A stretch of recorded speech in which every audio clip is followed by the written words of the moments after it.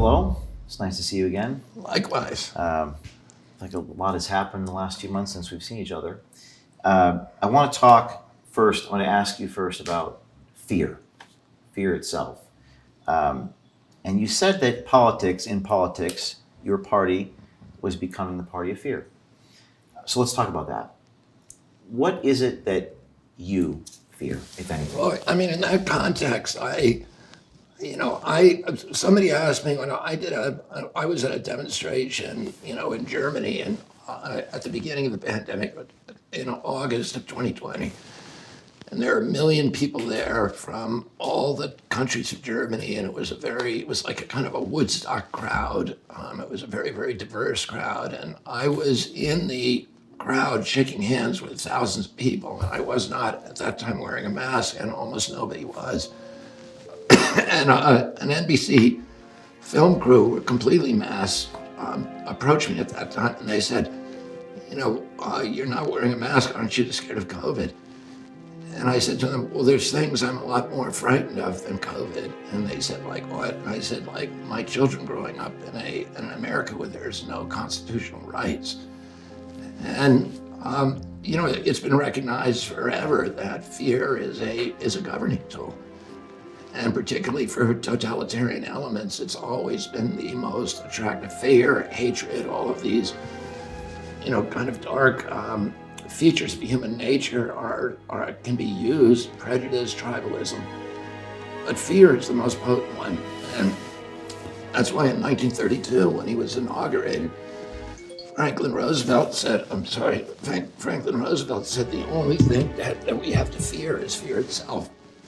And the reason he said that was because at that moment in history, the global depression, this was long before World War II, the global depression was crumbling financial systems and societies across the world. And in Europe, there were fascist regimes that were using fear to abolish constitutional and civil rights. So you had in Spain and Germany and Italy, you had the rise of corporatism and fascism, and in Eastern Europe, you had left-wing totalitarian regimes also using fear.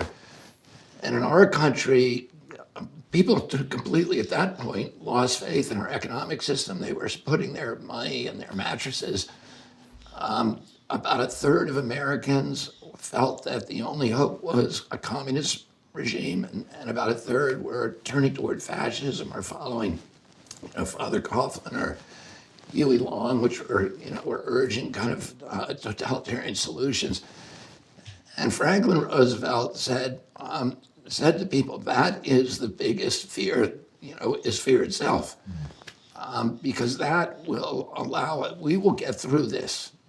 We will get through it if we be still. But if we allow ourselves to be manipulated by fear, we will lose everything that we value. Well, one of the things you've written is that fear has been stoked to provoke mass compliance. So is fear itself the biggest issue facing America right now? I don't know if it's the biggest issue, but it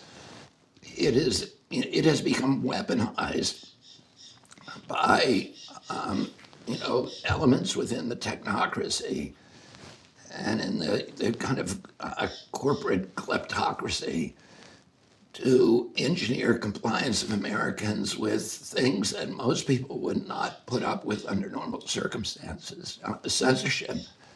We all know that it's wrong, that there's never been a time in history when the good guys have been the ones who are censoring people.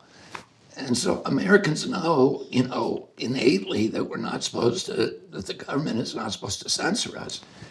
And yet we put up with it. We said, okay, those guys are scaring us and we need to shut them up. And, the Constitution doesn't have a pandemic exception. The First Amendment doesn't have a pandemic exception. And, the Constitution was written for hard times. And by the way, the founding fathers, the framers of the Constitution, knew all about epidemics. There were 2 epidemics during the Revolutionary War. There was a malaria epidemic that decimated the armies of Virginia. It was a smallpox epidemic that brought to a halt the armies of New England at the very time when we had taken Montreal. So Benedict Arnold's army had captured Montreal. But because they were undermanned because of the smallpox epidemic, they had to withdraw. Otherwise, today, Canada would be part of the United States. And everybody knew that. The framers of the Constitution knew, what had happened, that these illnesses had really injured the American war effort. And then between the end of the Revolution and the ratification of the Bill of Rights, which is about a 9-year period, there were epidemics in every city in our country that killed tens of thousands of people. There were smallpox epidemics, cholera epidemics in Philadelphia, Boston, New York, and cholera epidemics that took tens of thousands of lives. Everybody knew about it, and yet they did not put an epidemic exception in the United States Constitution or any other exception. And, we've been through much worse calamities than COVID-19. During the Civil War, we lost 659,000 troops in action or from disease, but troops on both sides. That's the equivalent of about 7,200,000 today. So much bigger, much larger death count than in COVID. But also our country was being torn apart. We almost lost the United States of America. And yet, when President Lincoln tried to suspend habeas corpus, the constitutional right, the court said you can't do that. And he was doing it for good reason. There were people in the cities who were Confederate sympathizers who were saying and doing bad things and inciting riots that threatened our country, that posed an existential threat to America. And Lincoln was trying to address that issue by by silencing those people with habeas corpus, by locking them up. And the court said you can't do it. It doesn't matter what the calamity is. The Constitution has to survive through every calamity. So, but if you manipulate people's fear, Americans know these things.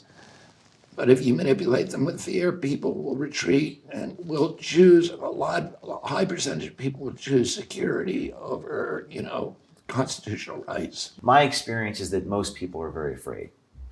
That's what people talk to me about. And they sort of look to some things that we've done with bewilderment and wonder.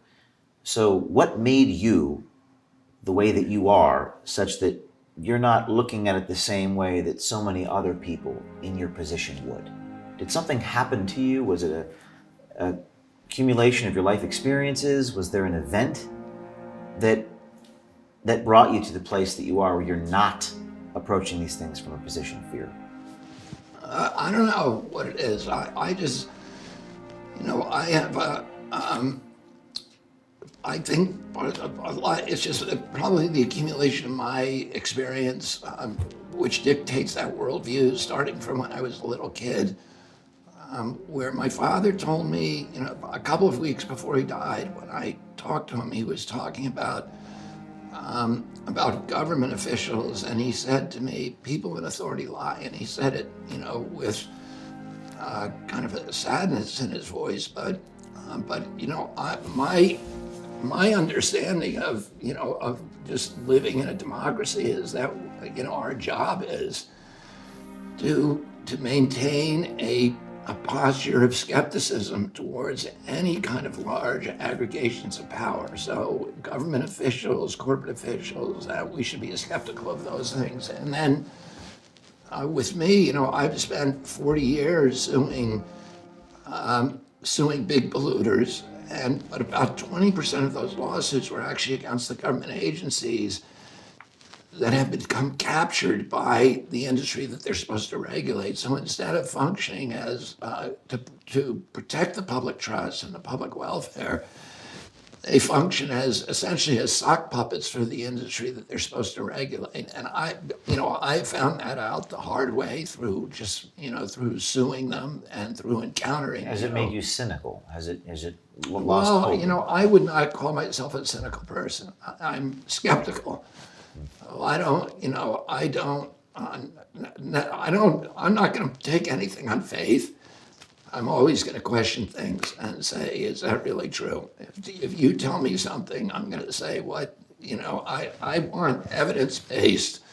I want evidence-based medicine, and I just want evidence-based world. I don't. Well, your father said, he said, the people in authority lie. Yeah. Has it gotten worse? Or has it always been this I bad? don't think probably human nature has gotten worse, but I think the institutions of our democracy have declined, have eroded. And that includes not only the institutions of government, the regulatory agencies, and the White House and Congress, but also the press, which is a critical institution. And when did that start happening, or was it linear? Was there an event? I think, what I really saw, the decline in the public agencies, like the environmental agencies and the public health agencies, really began around 1980. And if you remember, Earth Day happened in 1970. 20 million people came out onto the street, the biggest public demonstration in American history, demanding that our politicians, Republicans and Democrats, return to the American people these ancient environmental rights. Before Earth Day, the year before Earth Day, the peregrine falcon went extinct in the east. The Adams peregrine, the most spectacular predatory bird, Lake Erie was declared dead. We had, fires. We had these oil spills that closed all the beaches in California. The Hudson River or the Cuyahoga River that year in '69 caught fire and burned with flames that were 8 stories high, and nobody could put it out. And people were, this accumulation of environmental insults drove 20 million people out onto the streets. It was the biggest demonstration in American history, and it scared the political system. Republicans and Democrats got together. Richard Nixon was then president. He created EPA, signed the Clean Air Act, signed the Clean Water Act, and then we passed over the next 11 years 28 major statutes going right up to 1980, the Endangered Species Act, CERCLA, RCRA, all these environmental safe drinking water. And industry was kind of caught off guard. And those statutes were costing them a lot of money. And industry began mobilizing in the late 70s. And by the early 80s, they were in a counterattack mode. And they understood that they needed to get a hold of these regulatory agencies and make them industry friendly. And that process, I watched that process because I was from 1984, I was, litigating against polluters. I joined the commercial fishermen on the Hudson River and started suing polluters on And the by the way, I Hudson. used to swim in Croton on Hudson when I was a child Yeah. in the 90s. Was it cleaned up by then? No, Mid-90s? that may explain some stuff about you, James. But it was not clean. There's a swimming hole near Croton on Hudson, very sandy. I don't know if you know what I'm talking Yeah, about. I've been swimming. In fact, I scuba dived one time the entire length of that river from the Croton Dam all the way to the mouth of the Hudson River.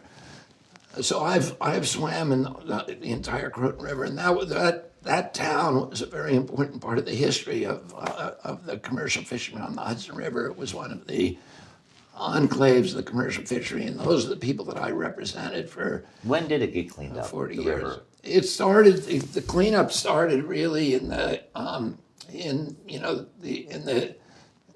mid '70s. I mean, my group started suing polluters back then, and I joined them then in '84, and we brought 500 lawsuits against Hudson River polluters. And today, the Hudson is the richest waterway in the North Atlantic. It produces more pounds of fish per acre, more biomass per gallon than any other waterway in the Atlantic Ocean north of the equator. So you mentioned the EPA, the administrative agencies like the CIA and the FBI. And your uncle, John F. Kennedy, expressed desire to, quote, splinter the CIA into 1,000 pieces and scatter it into the winds, unquote. I myself have been raided by the FBI. I'm one of the few, if not the only journalist in American history to be raided by FBI agents who took my and my colleagues' journalist notes, and the ACLU came to my defense, which is, I think, a good thing. But in terms of these agencies, Going back to my question about, was it always this bad? J. Edgar Hoover was the head of the FBI 50 years ago, 60 years ago. Was it worse back then? Is it as bad? Is it getting worse now? How would you compare present day to when your uncle was president? You mean with the enforcement agencies? Yes. I think it's more insidious today because of the technologies of control. Back then, back then you had really terrible people running the agency, like Alan Dulles and James Jesus Angleton, Frank Wisner, people who were genuinely murderous and felt like there was no, controls on their behavior. And they started Operation Mockingbird at that point, which was an operation to compromise American journalists. So they had about 400 journalists that we know of. Carl Bernstein wrote an article about Mockingbird around 1975 or 76 in Rolling Stone. And at that point, I think there were some 400 editors, journalists, from all the largest publications. The New York Times had been compromised. The Washington Post was basically. What do you mean by compromised for people who? Well, they were functioning. The high-level people at those journals were working for the agency or had signed secrecy agreements with those agencies, with the CIA. And at CBS, ABC, NBC, high-level journalists. So today, today that's going on. After 75, when it all came out, during the Church Committee hearings, the CIA promised that it would no longer compromise American journalists. It continued the program to compromise journalists all over the world. And today, the CIA is the biggest funder of journalism in the world.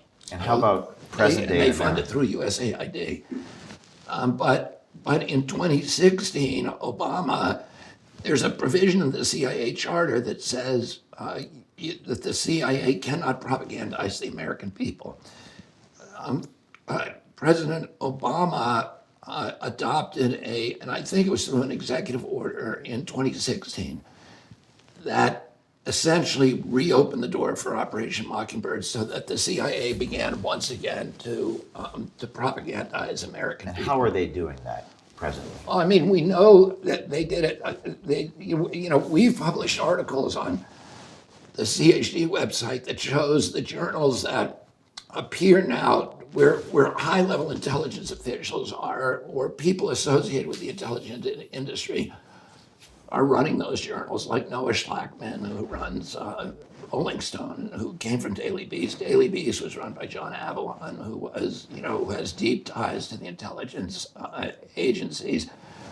But even journals like Smithsonian and National Geographic, Nature, the Washington Post, the New York Times appear to be compromised by the CIA. We know from the Twitter files at both the FBI and CIA were operating portals within the Twitter and Facebook that allowed them to manipulate information and to deplatform people and to silence certain people that they didn't like in the social media. So, but the big answer to your question is the problem is today that is frightening is that with AI, with artificial intelligence, and with all of these surveillance, like facial recognition systems, the satellite systems that are now, I think we're going to have 415,000 low-altitude satellites,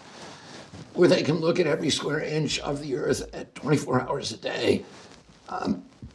They have technology now that can look through walls, and just surveillance technology. We're all under surveillance. Your GPS, your cell phone is spying on you.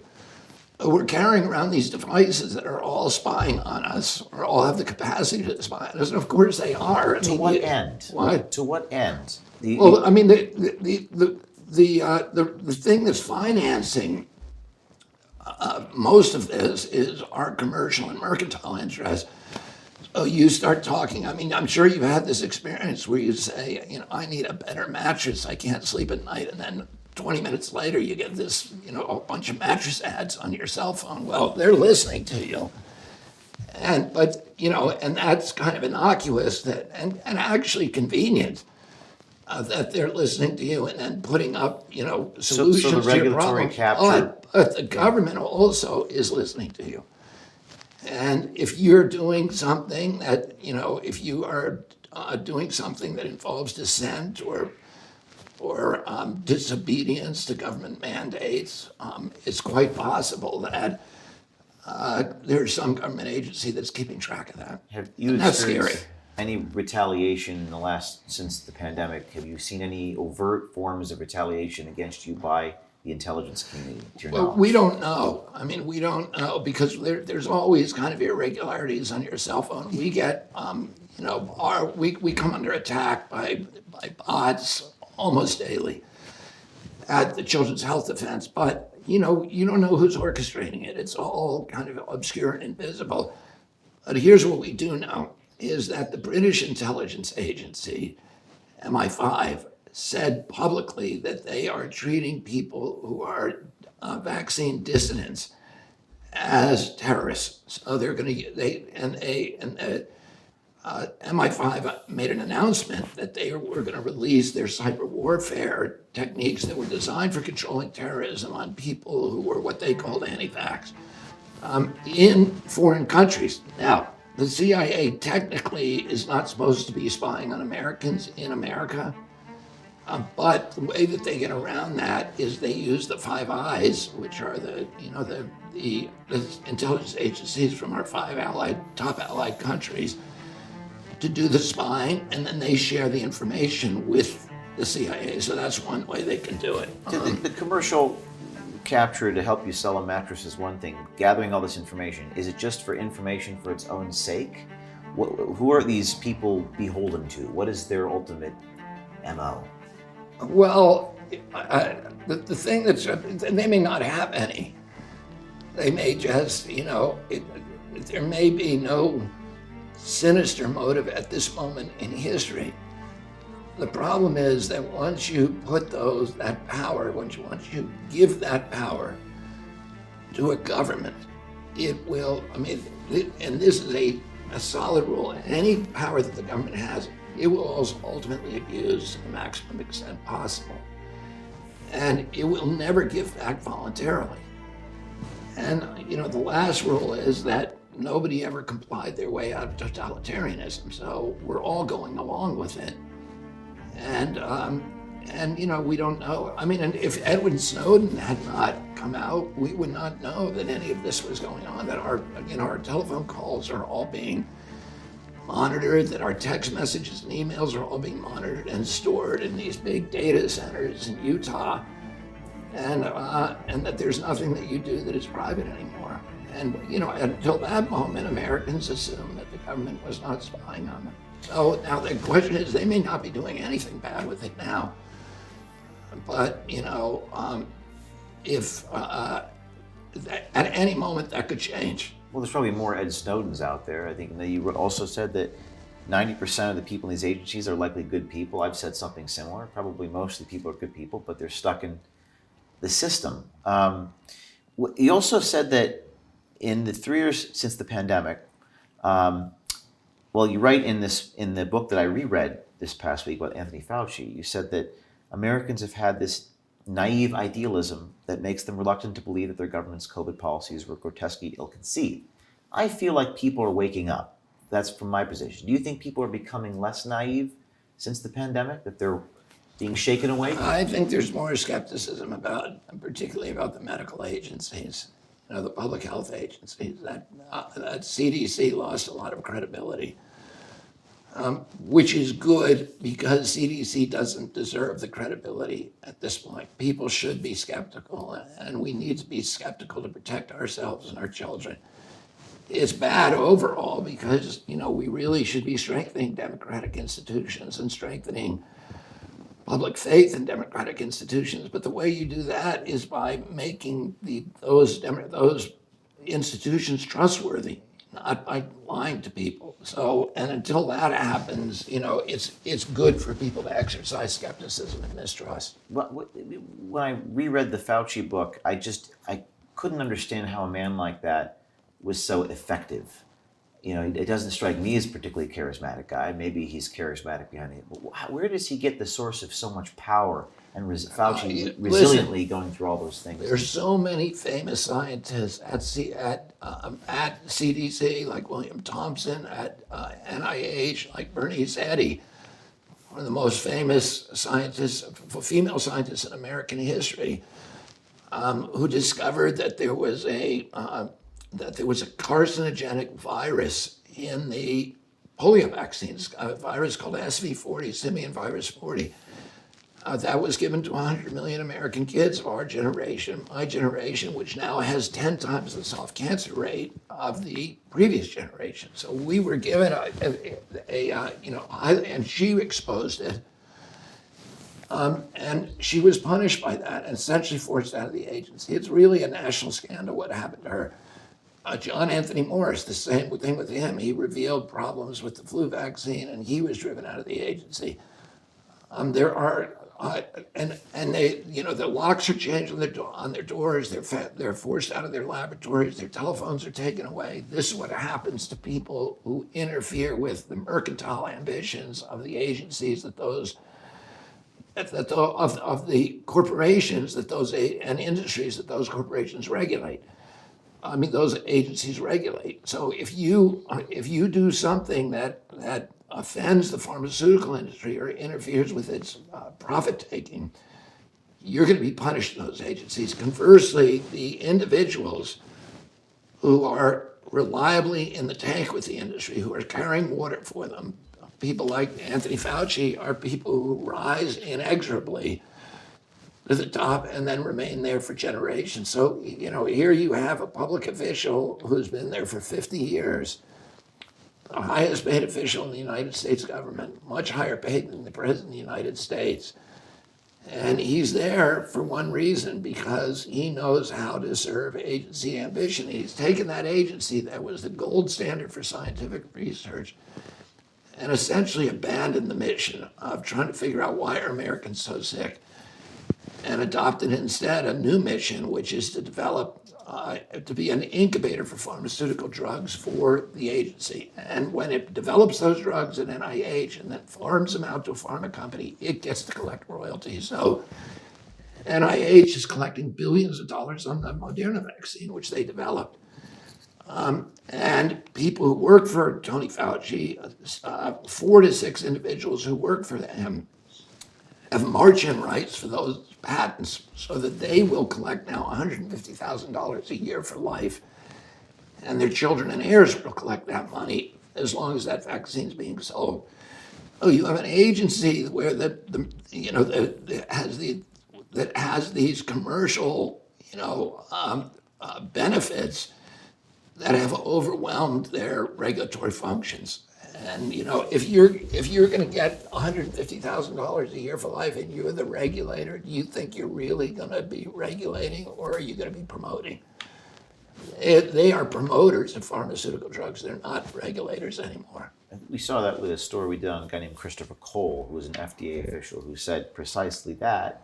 And the media is supposed to be skeptical. I don't remember as a child, I grew up in the 90s, I don't remember if I saw it on television, but maybe you could tell me when it started, with networks go to commercial break and it says, brought to you by Pfizer. Has that been happening for decades? Well, a big change happened, James, in 1997, when FDA changed its policy and allowed direct-to-consumer advertising by pharmaceutical companies on TV. That was not allowed before. There are only 2 countries in the world that allow direct-to-consumer advertising on TV by pharmaceutical companies. That's New Zealand and the United States, and it's one of the reasons we take 3 to 4 times the pharmaceutical drugs as any other nation. Americans on average are taking 4 pharmaceutical drugs, and Europeans are taking 1 or none.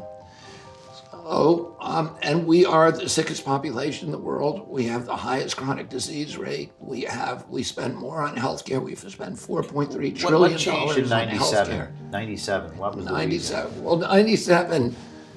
FDA had been captured by the agency, by the industry, and so and it changed the rule. And now, I had this experience with Roger Ailes one time, who was the founder of Fox News. And I knew Roger. When I was 19 years old, I had this odd relationship with him, where I spent 3 months in a tent with him in Africa. And he had just come off the Nixon campaign and the Merv Griffin show. He was a producer at that time. It was before he started Fox News.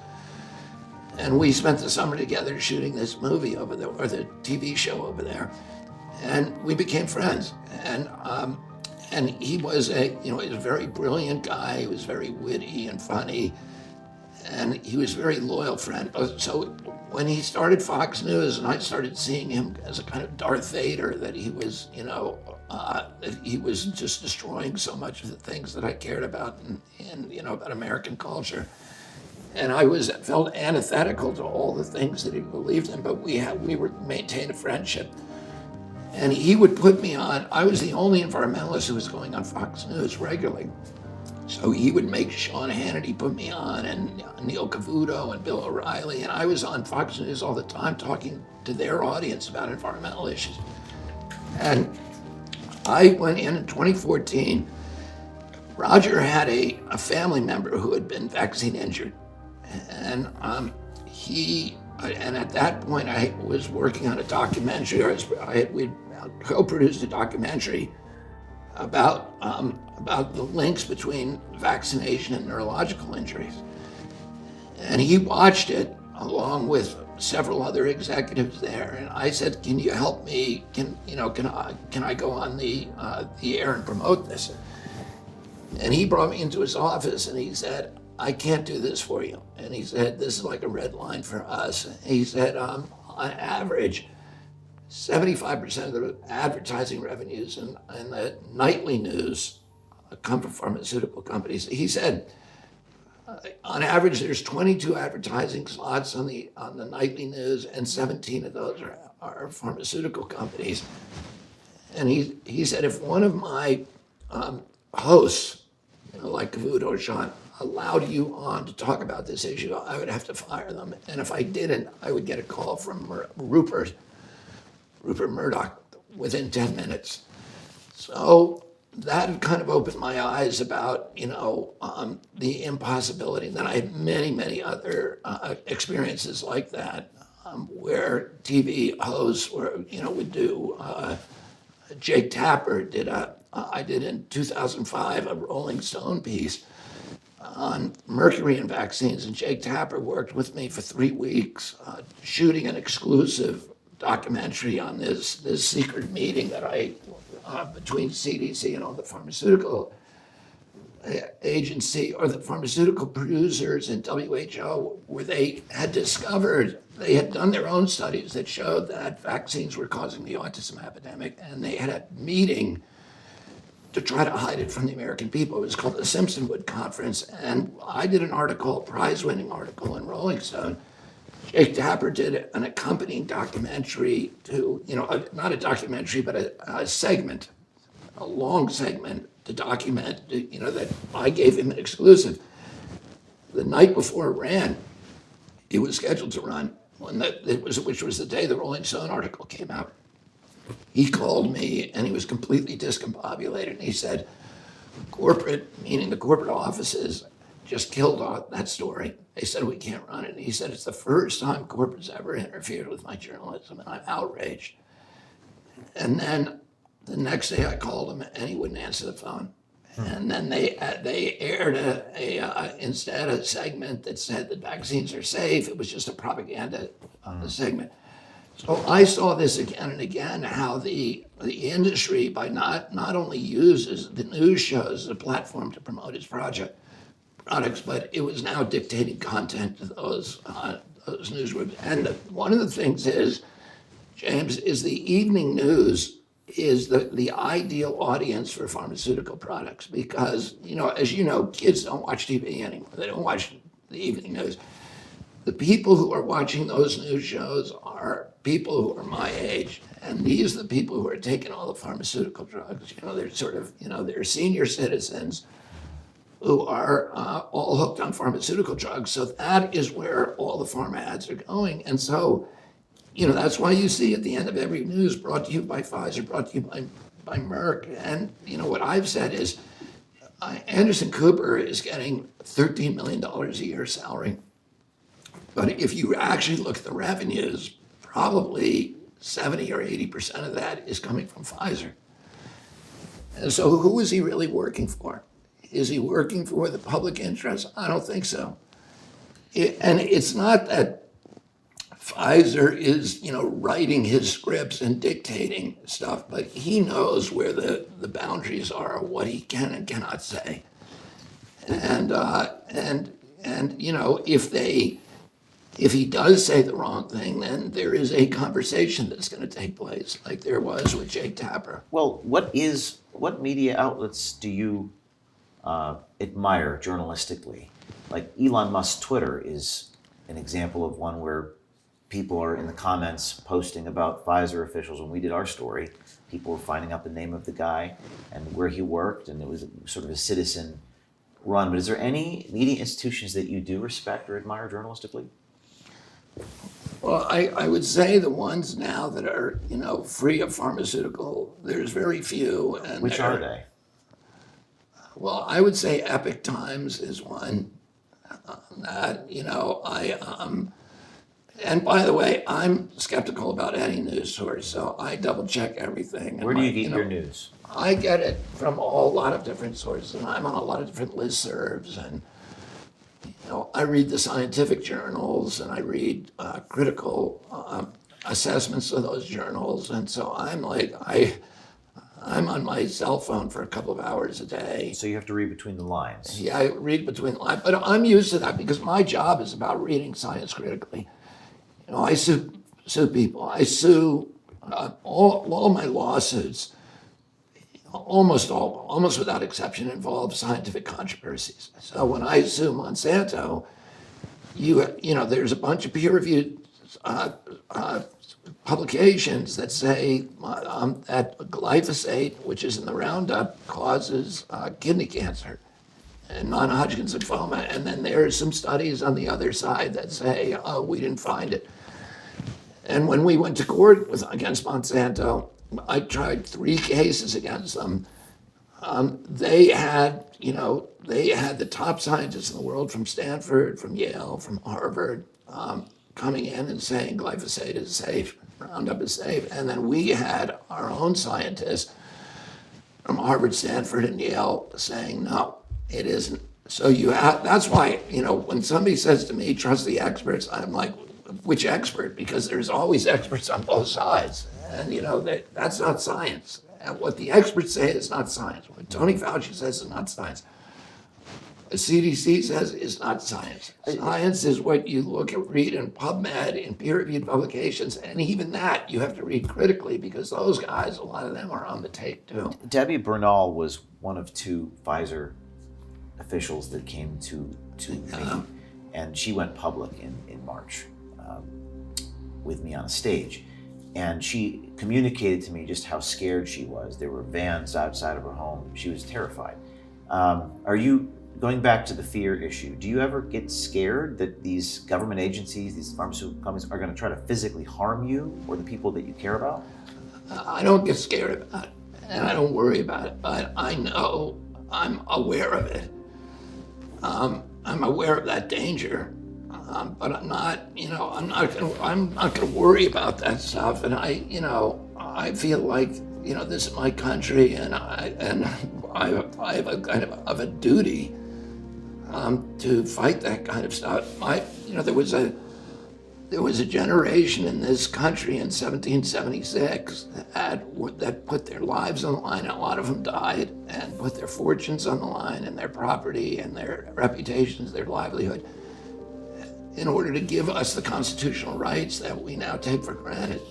And Oh, and in 1 year, we saw so many of those constitutional rights just eviscerated, and we have to be willing to make the same kind of sacrifices they do. There's a lot worse things to me than dying, and one of those is having my kids grow up in America where they do not have the constitutional rights that I grew up with.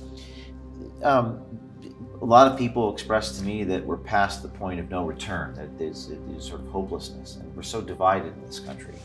You talked about this in your speech. You're announcing the president. How do you stop that division? I mean, I think that the way that you bring people together is by telling the truth to people and just being frank. And, my father succeeded in doing that, by being just brutally honest with people and telling people things they didn't want to know. My father, when he ran for president, had almost no chance of winning. He was going against an elected president of his own party. He had all of the institutions of the Democratic Party against him. He had the labor unions against him. He had the big city mayors, all of who had been with him 4 years earlier in 1960 when he ran his brother's campaign. He had the liberal media against him, including the New York Times, the Village Voice. He had the liberal Democratic clubs. He had Hollywood was against him because they were all with McCarthy. And even the New Deal people who he had brought into office were now all working for LBJ. And nobody wanted him to run for president, but he did. So he ran for moral reasons because he could not support the war. And so he could not support LBJ.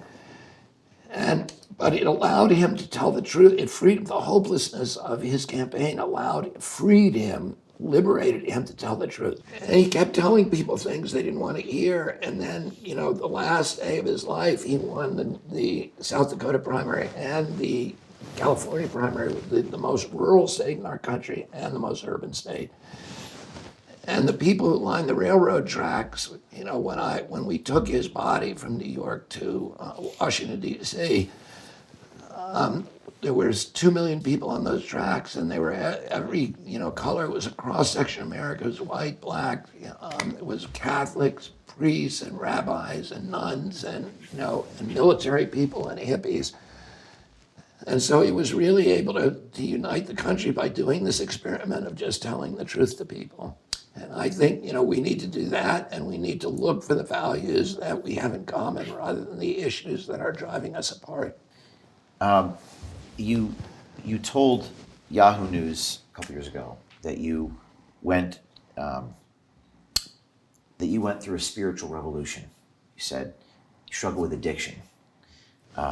Tell me what that revolution was. What do you mean when you say spiritual revolution? Well, I don't know if it was a revolution, that I call it a revolution. I had, like many people, a spiritual realignment. And that's really part of recovering from addiction. I mean, the whole 12-step program is based upon a sort of a structure for inducing a spiritual awakening or a spiritual realignment.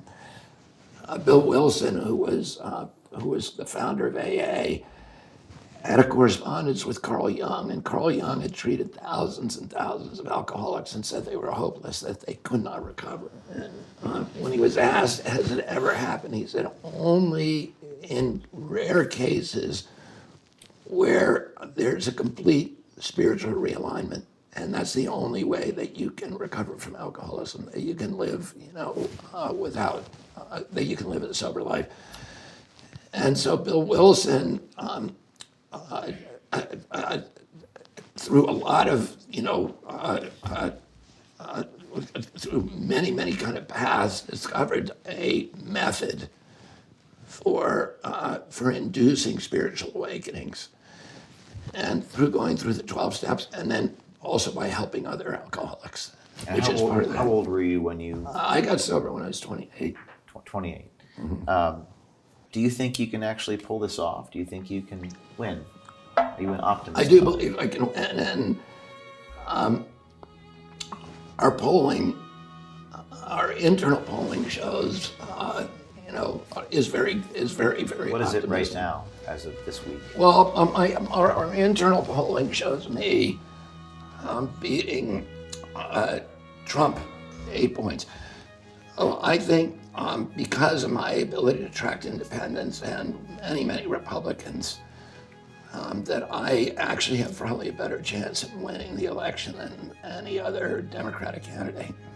And you would consider yourself an optimist, a Yeah. hopeful person.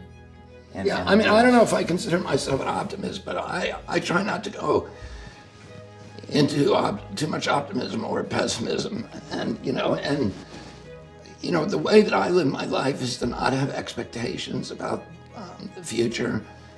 And I learned that, as an environmentalist, because when you're an environmentalist, if every victory that you have is temporary and every defeat you have is permanent, and you end up seeing a lot of stuff lost, which I did. You see places that were sacred and beautiful being destroyed. You see species disappearing. You just see things that are going wrong. So it's like this too shall pass, sort of. Well, a lot of environmentalists burn out because they get so crushed by these, and I just didn't want that to happen. So I said, I'm going to focus on my own conduct. And I really don't have any control over anything except for this little piece of real estate inside my own shoes. And God's in charge of the results, but I have to do my part, which is to get up every morning and say, reporting for duty, sir, and then going out to the front lines and fighting the battle. And if we win or lose, that's in God's hands, but I don't have expectations. So if we lose, I'm going to treat it the same way as if we win.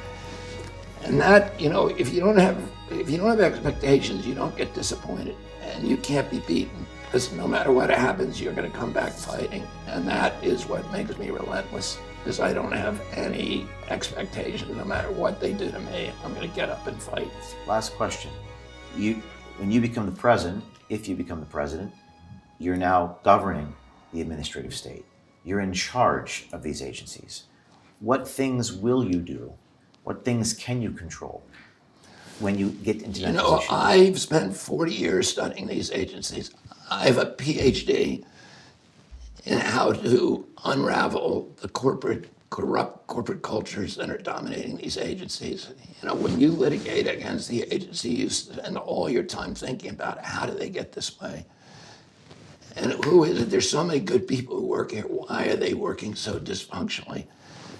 And, I know the people in many of these agencies that have to be moved. I know how to change the corporate culture. And I'm really, in that little twilight zone before you fall asleep every night, I'm thinking about what I'm going to do in the first weeks when I get into office about fixing these agencies, one at a time. I don't, that's something I'm excited about. And you won't say what that is because you don't want to give your cards away. Show your cards to them. Well, I mean, I could actually sit down and give you details, but it would be Broadly a long speaking, conversation. Yes. Well, all right. Well, thank you very much. To be continued, and wish you the best. Thank you very much, James. Thanks for having me.